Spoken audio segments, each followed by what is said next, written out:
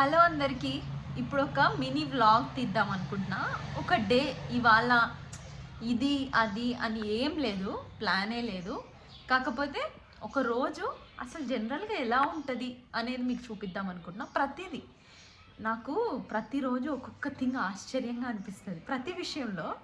అట్లే అసలు నేను ఎలా ఉంటా ఏంటి అనేది ఒక ర్యాండమ్ వ్లాగ్ తీద్దాం అనుకుంటున్నా. చూడండి, నేను అనిపించిందల్లా మీతో షేర్ చేసుకుంటా. ఇక్కడ చూసారా, మా ఇంట్లో బర్డ్ పిల్లలు పెట్టింది. పిల్లలు పెట్టి అవి వాటికి ఫుడ్ పెడుతుంది అనమాట. పైన పైన ఉంది, దాంట్లో ఉన్నాయి పిల్లలు. ఎంత ప్లెజెంట్గా ఉంటుందో ఒక్కసారి వినండి మీరు బర్డ్ సౌండ్. నేను కామ్గా ఉంటాను, మీరు వినండి. అదిగో అక్కడ ఉన్నాయి చూడండి, తులసమ్మ కాడ. ఇక్కడ ఇక్కడ ఒకటి వాళ్ళ నాన్న ఎగిరిపోయింది, ఇది అమ్మ అనుకుంటా.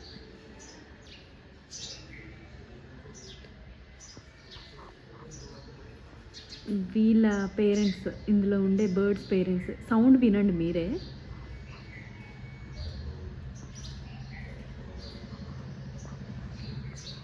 అసలు డేలో నాకు లేస్తే నిద్ర లేవగానే కాసేపు ఇలా బయట కూర్చుంటే ఎంత ప్రశాంతంగా అనిపిస్తుందో. బయటికి రాగానే అంటే ఈ పక్షులు అరవడము, బయట చెట్లతో అట్లా ఇదంతా మంచిగా అనిపిస్తుంది. అయితే ఆ తొట్లు ఖాళీగా ఉన్నాయని చూస్తున్నారా, అమెజాన్లో ఆర్డర్ చేశాను. ప్రైస్ చాలా తక్కువ పడింది, 12 వచ్చాయి ఇవి. ఇదిగోండి ఇలా 12 వచ్చాయి, 190 రూపీస్కే వచ్చినాయి. అమెజాన్లో ఉన్నాయి, మీకు కూడా కావాలంటే చూడండి. అయితే ఇప్పుడు ఎండాకాలం కదా, పెడితే చచ్చిపోతే ఏమో చెట్లు.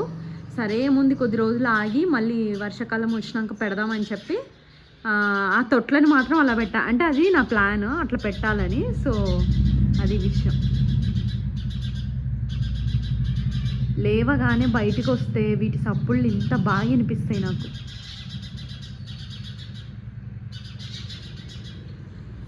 ఇప్పుడు మైలోని చూపిస్తానని మీకు ఎట్లా పడుకున్నాడో.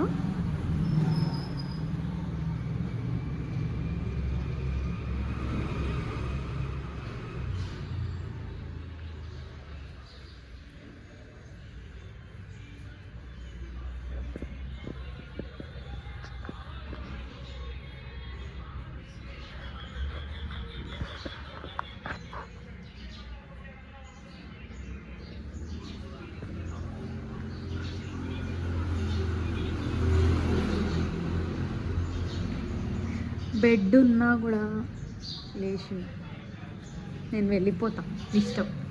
మాయిలోకి బెడ్ ఉన్నా కూడా బెడ్ మీద పడుకోడు ఎంతసేపు అట్లా. అక్కడ చూడండి బర్డ్స్. సౌండ్స్ వినిపిస్తున్నాయా మీకు వీడియోలో? వినిపిస్తున్నా, కామెంట్ చేయండి. అసలు ఊర పిచ్చుకలు మనకు కనబడవు కదా, కానీ మా ఇంట్లో ఎన్ని గూళ్ళు ఉన్నాయో పిచ్చుకలవి. అదిగోండి ఇక్కడ గ్రీన్ మ్యాట్ తీసేసా మైలో కోసం. టాయిలెట్స్ అయిపోతున్నాడు అని చెప్పి తీసి ఇంట్లో పెట్టేసిన. కొద్ది రోజులు అయినాక కొంచెం పెద్ద అయ్యాక వేస్తా. అంతకుముందు నిద్ర లేవగానే ఇక్కడ గ్రీన్ మ్యాట్ ఉండేది కదా, నిద్ర లేవగానే టీ పెట్టుకొని, పిల్లలు ఈయన ఆఫీస్ స్కూల్కి వెళ్ళాక టీ పెట్టుకొని ఇక్కడ వచ్చి గ్రీన్ మ్యాట్ దగ్గర ఇక్కడ కానీ ఎండలో కూర్చునేదాన్ని. కూర్చొని బర్డ్స్ అరుస్తుంటే ఇవన్నీ చూసుకుంటూ, చెట్లను చూసుకుంటూ ఉండేదాన్ని. ఇదిగోండి మీకు ఒకటి చూపినా, మా మామిడి చెట్టుకి కాయలు కాసినాయి. అదిగోండి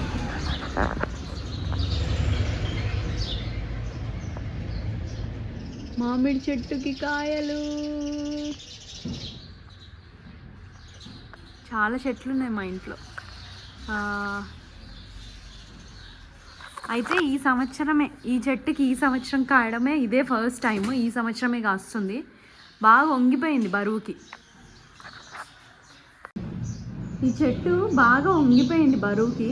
ఈ మామిడికాయల సీజన్ అయిపోయాక కొంచెం చుట్టూ ఉన్న కొమ్మలు తీసేసి దాన్ని స్ట్రైట్కి కట్టాలి పైకి. ఇప్పుడు డిస్టర్బ్ చేయొద్దని ఏమనట్లే. అయితే ఇక్కడ మందారం చెట్టు ఉంటుంది, దాని పూలే అవి. మందారం చెట్టు పూలు. ఇక్కడ పపాస్ చెట్టు, నల్లేరు, ఉసిరి చెట్టు. ఇదిగోండి, ఇది ఇంకో మామిడి చెట్టు ముందుంటుంది. దీనికి కూడా కాయలు వస్తున్నాయి, చాలా చాలా అంటే చాలా. దీనికి మాత్రం ఇది 3వ కాపు, అందుకే కొంచెం దీనికి ఎక్కువ ఉన్నాయి. దానికి మాత్రం ఇదే ఫస్ట్ టైం పూత వచ్చింది, అందుకే కొంచెం తక్కువ ఉన్నాయి, కాయలు అంతగా లేవు. వాటర్ యాపిల్ చూస్తారా మీరు? చూపిస్తా. అదిగోండి, వాటర్ యాపిల్కి అయితే ఘోరంగా కాసినాయి కాయలు, గుత్తులే. ఇక్కడ ఇక్కడ ఇక్కడ చాలా అంటే చాలా, అసలు చాలా చాలా. ఇవన్నీ కాసినాక కాలనీలో అందరికి పనిచేయాలి. ఇదేమో సపోటా చెట్టు, దీనికి ఇంతవరకు కాపు రాలే, హైబ్రిడ్ది. చూడాలి మరి. మన ఇంట్లో ఉండేవన్నీ హైబ్రిడ్వే, ఎందుకంటే స్థలం చిన్న దగ్గర పెట్టాం కదా. సో నాటు అయితే ఎక్కువ స్పేస్ ఆక్యుపై చేస్తాయని చెప్పి హైబ్రిడ్వి పెట్టాం. ఇక్కడో మందార మొక్క, ఇదో పపాస్ చెట్టు, దాని పక్కన వారిజాతం చెట్టు, దాని లోపల బర్డ్స్.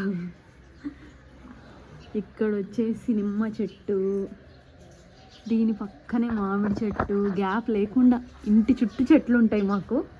దాని పక్కన కొబ్బరి చెట్టు. తల్లి స్కూల్కి వెళ్ళలే? లేచినామా ఇప్పుడే? హాలిడే. ఇంత లేటుగా నన్ను లేచేది? లేవంగానే చేతికి మాత్రం వాచ్ పెట్టుకున్నాం.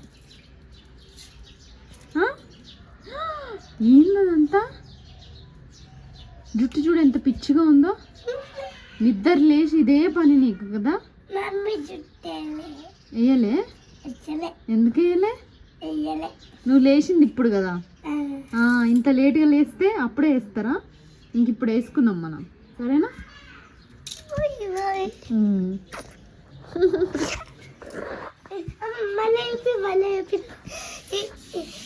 మేము లాస్ట్ ఇయర్ కుక్ ఉన్నాం.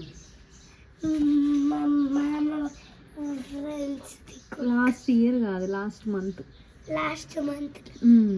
కుక్. అవును. అమ్మ వాచ్ పెట్టుకున్నావు నువ్వు, పాడైపోదా తల్లి? పాడి వేసేయాలి రాత్రి వరకు కదా. ఇదొక కొబ్బరి చెట్టు, అదొక కొబ్బరి చెట్టు. ఇంటి చుట్టూ గ్యాప్ లేకుండా ఇట్లుంటాయి చెట్లు మాకు, కనబడకుండా. ఇదన్నీ చెట్లే కదా తల్లి? నీకు ఇష్టమా చెట్లు అంటే? ఈ చెట్లలో బర్డ్స్ కూడా పెంచుకున్నాం. బర్డ్స్, ఫిష్లు, ర్యాబిట్స్లు ఇవన్నీ ఉన్నాయి కదా మనకి. బర్డ్స్ ఉన్నాయి మన ఇంట్లో, చాలా నెస్ట్ ఉన్నాయి, బర్డ్ నెస్ట్స్. అట్లనే ఫిషెస్ ఉన్నాయి, ఇంకా డాగ్ ఉంది, ర్యాబిట్స్ ఉన్నాయి. అవును, మన వాళ్ళందరూ ర్యాబిట్స్ ఎట్లున్నాయో చూపిమని అడుగుతున్నారు. మరి చూపిద్దామా వాళ్ళకి?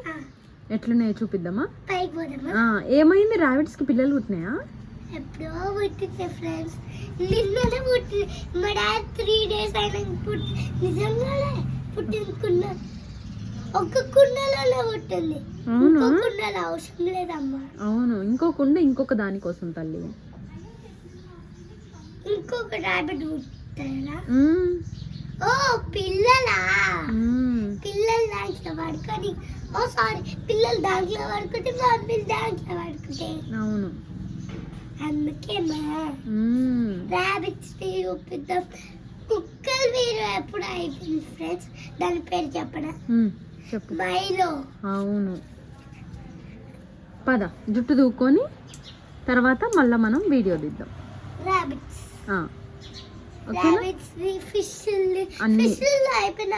ఇంకో ఇక్కడ అన్ని బర్డ్స్ తిరుగుతున్నాయి చూడు. బర్డ్స్ గూర్లు కట్టుకున్నాయి.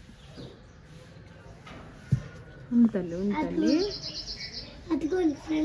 ఇవన్నీ చూసినప్పుడు, ఈ సౌండ్ విన్నప్పుడు అసలు ఎంత హాయిగా అనిపిస్తుందో మాకు. ఇంట్లో అదే అంటారు కదా, సిటీలో ఊర్లో ఫీలింగ్తో ఉంటాం అన్నమాట మేము. మాకు నిజానికి అదే ఇష్టం. మనకున్న దాంట్లోనే మన ఇల్లుని ఫామ్ హౌస్ లాగా మలుచుకోవడం అంటే ఇదే. ఇట్లా ఇంట్లో మొత్తం ఎక్కడ చూసినా గ్యాప్ లేకుండా నేను మ్యాక్సిమం చెట్లు పెట్టినా. ఇట్లా ఇవ్వండి, ఇది చేపించాను నేను ఇంటికి వచ్చాక. అంతకుముందు అది నార్మల్ ఉంటుండే. వాషింగ్ మిషన్ కోసమే అక్కడ గుంతలాగా తీపిచ్చి చేపించి పెట్టించాము. ఇక్కడ వచ్చేసి ఇట్లా ఇంకా అదంతా ఒకప్పుడు ఇక్కడ అంతా ద్రాక్ష చెట్టు ఉండేది. తర్వాత అది ఎండ లేకుండా బతకట్లేదు అని చెప్పి దాన్ని అట్నుంచి అట్టే పైకి పంపించడం. ఇక్కడ ఇప్పుడు మనీ ప్లాంట్ అల్లుతున్నాం.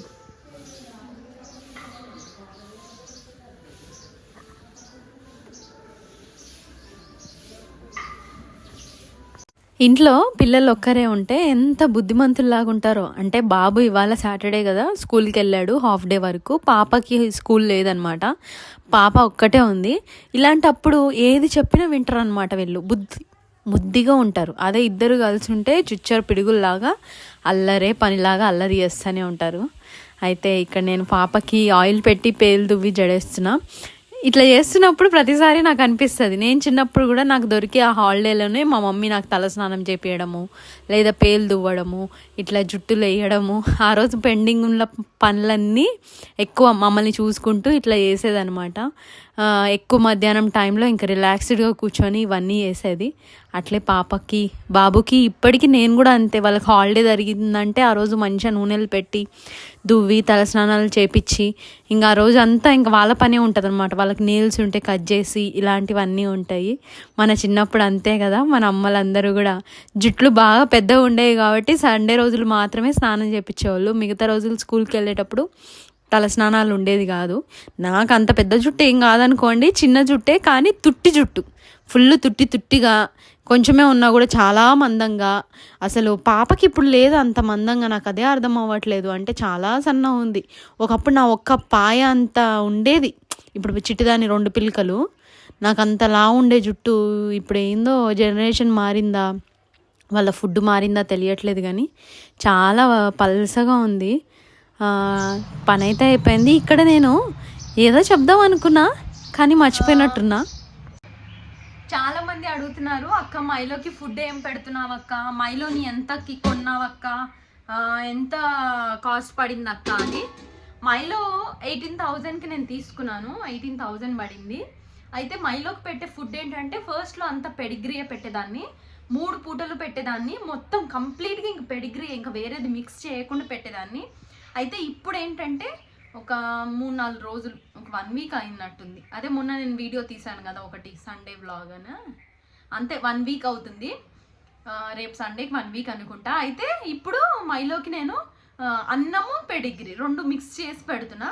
అన్నం వచ్చేసి రేషన్ బియ్యం, దొడ్డు బియ్యం ఉంటుంది కదా, అదే పెట్టాలన్నారు డాక్టర్ని మేము కన్సల్ట్ చేస్తే కూడా. ఎందుకంటే అందులో ఒక చిక్కదనం, అది చాలా మంచిదంట. సో నేను అవి కొన్నాను బయట తీసుకొచ్చి, ఇంకా మైలోకి ఆ అన్నమే వండి అందులో పెడిగ్రీ వేసి పెడుతున్నా. ఇదిగోండి ఇప్పుడు చూపిస్తా. దొడ్డు బియ్యం అన్నంని కొంచెం ఇట్లా మెత్తగా, ఒక గ్లాస్కి 5 గ్లాసులు నీళ్లు పోసి మెత్తగా ఉడకబెట్టి, దీంట్లో ఇక్కడ పెడిగ్రీ ఉంది చూడండి, ఇట్లా పెడిగ్రీని నానబెట్టి, ఇది కూడా ఒక కప్పు, రైస్ కుక్కర్ కప్పుతోనే 1 గ్లాస్ బియ్యానికి 4 గ్లాసులు పోసి, ఇది ఒక కప్పు అనమాట. దీన్ని ఇట్లా నానబెట్టి, ఇది అన్నము పెరుగు మిక్స్ చేసి కొంచెం మెత్తగా పెడుతున్నా అనమాట. ఇంకా అప్పుడప్పుడు పెరుగు, అన్నము, గుడ్లు, అప్పుడప్పుడు కొంచెం చికెన్ చెస్ట్ పీస్ ఉంటుంది కదా, దాన్ని కూడా సపరేట్గానే ఇంకా పసుపు వేసి ఉడకబెట్టేసి, ఇంకా ఉప్పు ఏం వేయకుండా నీళ్ళల్లో పసుపు వేసి ఉడకబెట్టి అదొక పూట. ఇంకా 2 పూటలే పెడుతున్నా. అప్పుడు 3 పూటలు, ఫస్ట్లో తెచ్చినప్పుడు 4 పూటలు పెట్టేదాన్ని, కొద్ది రోజుల తర్వాత 3 పూటలు చేసిన. ఇప్పుడు 2 పూటలే పెడుతున్నా. పొద్దున ఒకసారి 8-8:30 టైంలో ఒకసారి, 6-6:30 టైంలో ఇంకొకసారి పెడుతున్నా. ఈ మిడిల్లో మధ్యాహ్నం పూట అట్లా క్యారెట్లు ఇస్తున్నా. కొంచెం క్యారెట్లు అది నములుకుంటూ తినేస్తుంది. ఒక 2 క్యారెట్లు అట్లా ఇస్తా, ఇంకా అది క్యారెట్లు తింటుంది అనమాట. ఇది దానికి ప్రెజెంట్ ఇప్పుడు నేను పెట్టే ఫుడ్. నిజానికి నాకు పెట్స్ని పెంచడం కొత్తే, తెలీదు. అయితే అన్నీ నేను కూడా యూట్యూబ్లో చూస్తూ, అందులోనూ దాన్ని డాక్టర్ దగ్గరికి తీసుకెళ్తా కదా, డాక్టర్ దగ్గరికి తీసుకెళ్ళినప్పుడు డాక్టర్ని అడిగి డాక్టర్ చెప్పినవి చేస్తున్నాను అనమాట. ప్రస్తుతానికి నాకు కూడా కొత్తనే, సో తెలుసుకుంటూ ఉన్నా, అట్లా చేస్తున్నా. మీలో ఎవరైనా పెట్స్ని పెంచి మీకు అన్ని కంప్లీట్ ఇన్ఫర్మేషన్ తెలుసు అంటే కంపల్సరీ నాకు కామెంట్ చేయండి, నేను దాన్ని బట్టి నేను కూడా తెలుసుకుంటూ ఉంటా. అయితే బాత్రూమ్కి అదంతా కూడా అలవాటు చేస్తున్నా, ఇప్పుడు ట్రైన్ చేస్తున్నా అన్నీ. చాలా టైం పడుతుంది, చాలా కష్టం అవుతుంది, కానీ పర్లేదు, అది నేర్చుకుంటుంది. కొంచెం నాకు కూడా కొత్తగా ఉంది, కానీ ఎక్కువ ఇప్పుడు కొన్ని సిచ్యువేషన్స్లో మనం బిజీ ఉంటాం కదా, అలాంటప్పుడు కొంచెం కష్టమే, కానీ ఇంకా తప్పదు, ఇంకా అన్నీ నేర్పించుకోవాలి కదా, అట్లా అయిపోయింది. ఇంకోటి చాలామంది అంటున్నారు, అక్క ఇది బ్రీడ్ కుక్కలు కాదు పెంచడము, స్ట్రీట్ డాగ్స్ ఉంటాయి కదా, వాటిల్ని పెంచాలి, అప్పుడు చెప్పు ప్రేమ అది ఇది అని ఎన్ని లక్షలు పెట్టి పెంచడం కాదు అని అన్నారు. నిజానికి నేను పెంచట్లే అని మీతో ఎవరు చెప్తారు చెప్పండి. పెంచడం అంటే ఇంట్లోకి తీసుకొచ్చి దానికి స్నానాలు చేయించి ఇట్లా కాదు. ఇంట్లో నేను ఏం వండుకున్నా ఆ ఫుడ్ మిలిగింది నేను కంపల్సరీ నాన్ వెజ్ తినేది మీకు తెలుసు కదా, కంపల్సరీ నేను స్ట్రీట్ డాగ్స్కి ప్రతిరోజు పెడతా, బిస్కెట్స్ పెడతా, బన్నులు పెడతా. ఇంకోటి ఎప్పుడన్నా మన షాప్లో గుడ్లు పలిగిపోయి ఉంటాయి కదా లైట్ టచ్అప్, ఆ టచ్అప్వి ఇంక పనికిరావు, అంటే ఒక దశ తర్వాత ఇంకెవ్వరు, మరి ఇప్పుడు ట్రే ఉన్నాయి మనకు తెలుసు రోజు రోజు ఎన్ని పోతాయో, అంతకు మించి ఎక్కువ ఉన్నాయంటే ఇంటికి తీసుకొచ్చి అన్నిటినీ ఇట్లా ఫ్రై చేసేసి అవి కూడా కుక్కలకి పెడతా అనమాట. మంచివే, కాకపోతే అన్ని కన్నా మనం తినలేం కదా. ఇప్పుడు ఒక ట్రే గుడ్లు పలిగినే ఉన్నాయి, ఒకటే రోజులో నేను ట్రే గుడ్లు తింటానా? తినలేను. సో అలాంటప్పుడు ఏం చేస్తా, కొన్ని వాటికి పెట్టేస్తా అనమాట, కొన్ని నేను వాడుకునే వరకు నేను వాడుకుంటాను, ఎందుకంటే ఇంకా 2-3 రోజులు అయితే అవి పాడైపోతాయి కాబట్టి అట్లా యూజ్ చేసేస్తా. అలాంటివన్నీ వాటికి కూడా నేను పెడుతుంటా, పెట్టట్లే అని అస్సలు అనుకోవద్దు, కాకపోతే అవి తీయను అంతే. ఎందుకంటే మన దాంట్లో వ్లాగ్స్ ఏముంటాయండి పెద్దగా అన్నీ చూపించేదానికి, దానివల్ల అవి తెలియదు, కానీ నేను వాటికి కూడా పెడతాను. ఇట్లా దీనికి పెట్టడం అనేదే కాకుండా ఇంకోటి దీన్ని తేయడానికి కారణం కూడా ఒక సెక్యూరిటీ పర్పస్ ఉంటుందని, దానికోసమే. నిజానికి నాకు కూడా కుక్కల్ని పెంచడము ఇట్లా పెట్స్ని చేయడం అనేది నాకు ఇది కొత్తగా అయినా సరే, ఎందుకంటే కొంచెం సెక్యూరిటీ పర్పస్ ఉంటుందని చెప్పి బ్రీడింగ్ది తేవడం తప్ప మానవత్వంతో అని కాదు.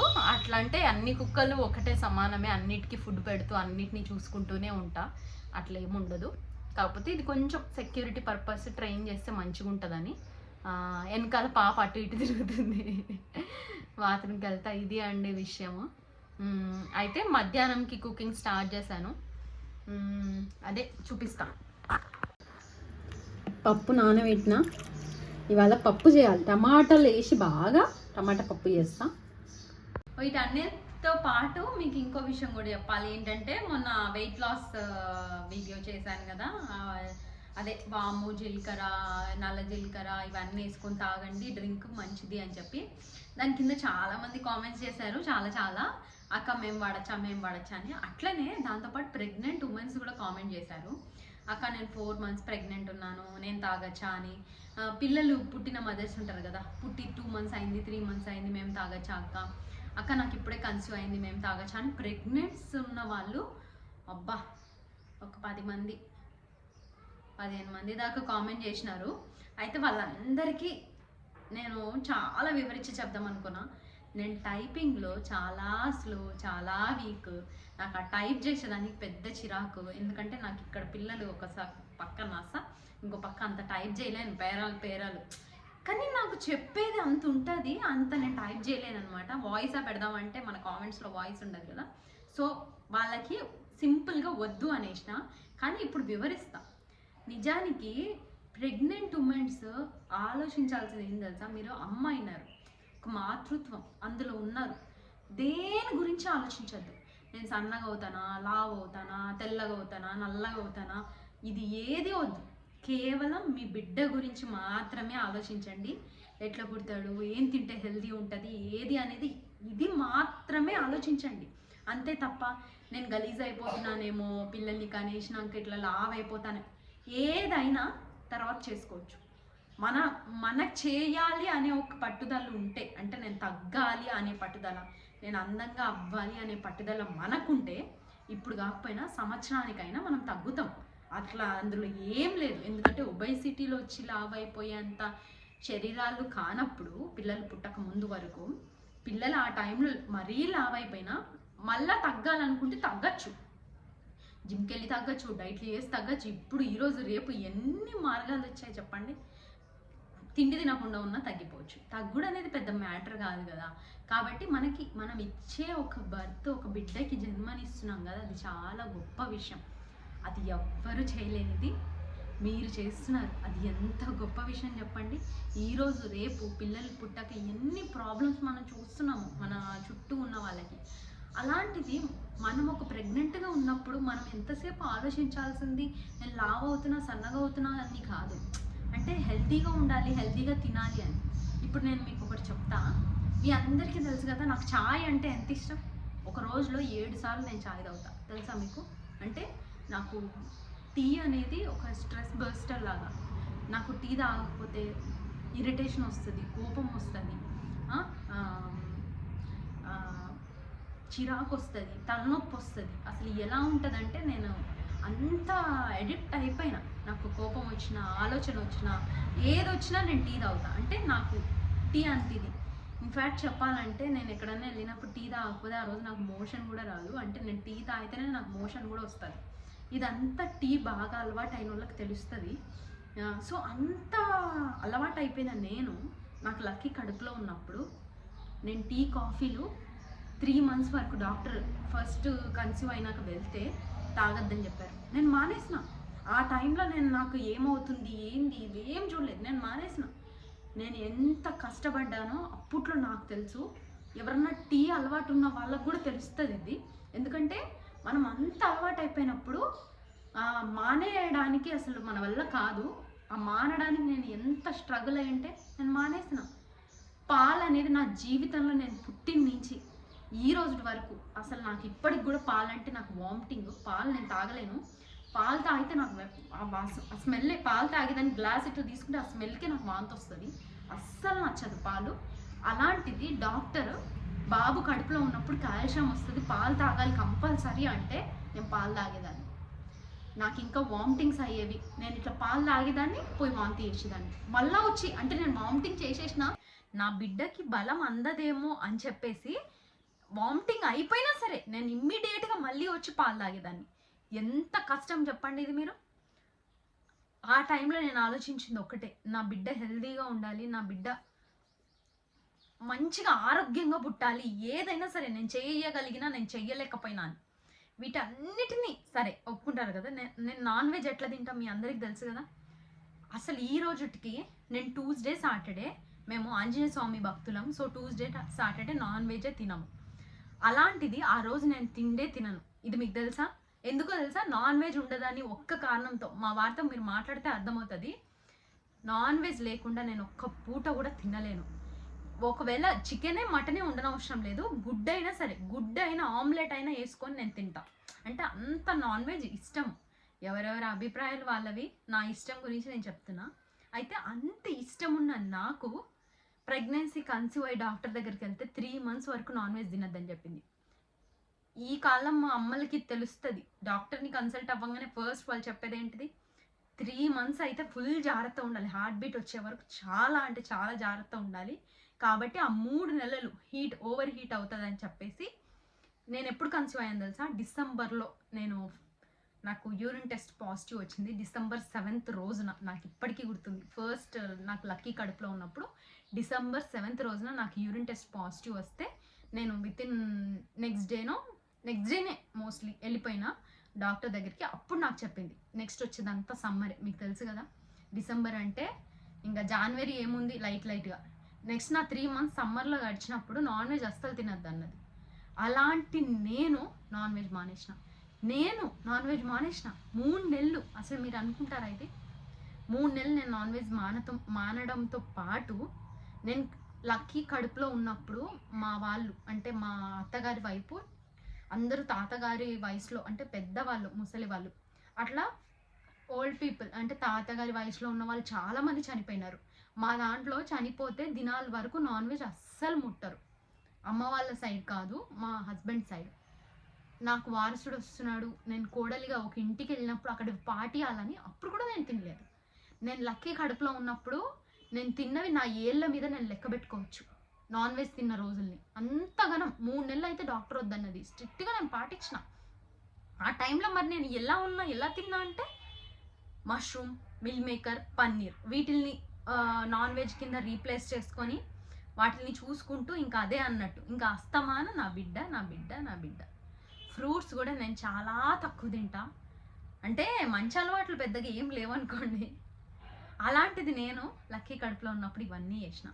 ఇవన్నీ చేసే క్రమంలో నేను ఎంత లావ్ అయిపోయినా అంటే ఆ టైంలో నన్ను చూసిన వాళ్ళకే తెలుసు, చాలా లావ్ అయిపోయినా బేబీని కన్నా. అప్పుడు కూడా నేను ఆలోచించలేదు. నాకు బాబు పుట్టిన 6th మంత్కి, అంటే బాబు పుట్టిన 5 months ఆ టైంలో నేను కన్సీవ్ అయినా పాపకి. కానీ నాకు అది 3 monthsకి తెలిసింది. ఈ స్టోరీ అంతా నేను మీకు తర్వాత డీటెయిలింగ్గా చెప్తా, అంటే బ్రీఫ్గా చెప్తున్నా. పాప నాకు క్యారియింగ్ అని నాకు హార్ట్ బీట్ వచ్చేటప్పటికే నాకు తెలుసు, అయినా నేను తీసుకోలేదు. ఈ జనరేషన్లో ఒక బిడ్డ ఉండగా ఆ బిడ్డకి 8 నెలలు, నాకు 8th month, lucky 8th month అప్పుడు నేను ప్రెగ్నెంట్ అని తెలిసింది. అప్పటికే పాపకి హార్ట్ బీట్ కూడా వచ్చింది, అంటే 3 months పడ్డదనమాట. హార్ట్ బీట్ వచ్చింది అంటే ప్రాణం వచ్చినట్టే అని నేను ఫేస్ చేసిన. నేను చూసుకుంటా, ఏదన్నా అవ్వని, ఎంత కష్టమైనా సరే అని నేను కన్నాను. అప్పట్లో నేను ఎంత స్ట్రగుల్ అయ్యానో దేవుడికి, అమ్మకి, నాన్నకి, మా భర్తకి, నాకే తెలుసు. ఆ 2 పిల్లలు, 8 months బాబు ఎక్కడ, మళ్ళీ నేను కడుపుతో ఎక్కడ, నా వాంతులు ఎక్కడ, నా సిక్నెస్ ఎక్కడ, బాబుకి ఇంకా నేను ఫీడింగ్ కూడా ఆపలేదు. నేను 1 week ఇంకా డెలివరీకి వెళ్ళి కంట అన్న వరకు నేను లక్కీకి పాలిచ్చాను. ఎందుకంటే వాడు 13th monthకి పాప పుట్టి వాడు చూశాడు. అంటే 1 year 1 monthకి పాప పుట్టేసింది. 1 year 1 monthకి పాప ఉండే, వాడు ఉండే. ఒక 1 year బిడ్డకి ఏం తెలుసు చెప్పండి, వాడికి ఒక చెల్లి అనేది. అట్లాంటిది వాళ్ళు ఇద్దరి మధ్యలో నేను స్ట్రగుల్ అయింది, ఇదంతా మామూలుది కాదు. ఆ తర్వాత టూ మచ్ లావ్ అయిపోయినా. కానీ అదే విధంగా పాపకి ఫీడింగ్ ఆపేశాక నేను తగ్గినా కూడా, చాలా తగ్గిన.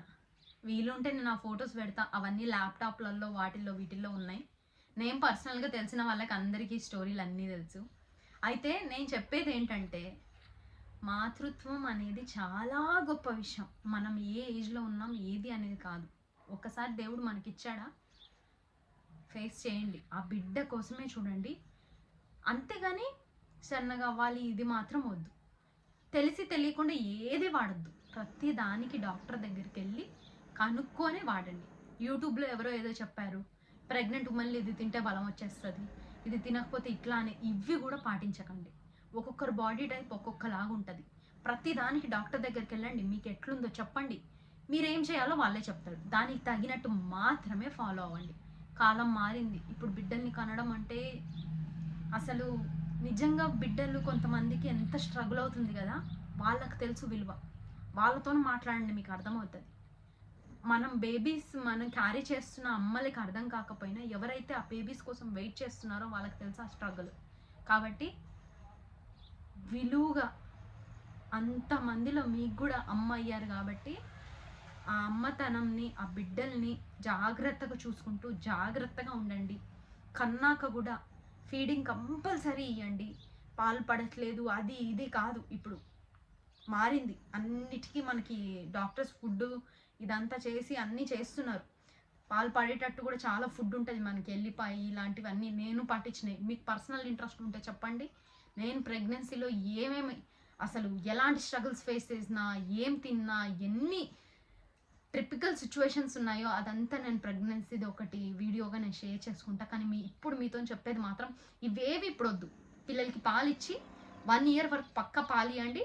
ఆ తర్వాత ఫుడ్ మెల్లిమెల్లిగా 6 months నుంచి ఫుడ్ అలవాటు చేస్తారు కాబట్టి 1 year వరకు పాలిచ్చి ఆ తర్వాత మానేసి, ఆ తర్వాత మీకు ఏమనిపిస్తే అది చేసుకోండి. అప్పుడు వరకు మాత్రం జాగ్రత్తగా ఉండండి. పుట్టిన కడుపులో ఉన్నప్పుడు జాగ్రత్త, పుట్టాక జాగ్రత్త. నాకు తెలిసి ఈ వీడియోకి ఇదే లెంత్ అయిపోతుంది, కానీ ఇంతకంటే గొప్ప ఇన్ఫర్మేషన్ పక్కా నేను చూపించే మిగతా వ్లాగ్స్లో ఉండదు. కాబట్టి ఈ వీడియో నేను ఇప్పుడు పెట్టేస్తాను. మీకు ఇన్ఫర్మేటివ్గా అనిపించిందో లేదో కామెంట్ చేయండి. తర్వాత కంటిన్యూ అయ్యే వ్లాగ్ ఇంకో వ్లాగ్లో షేర్ చేసుకుంటాను. బాయ్.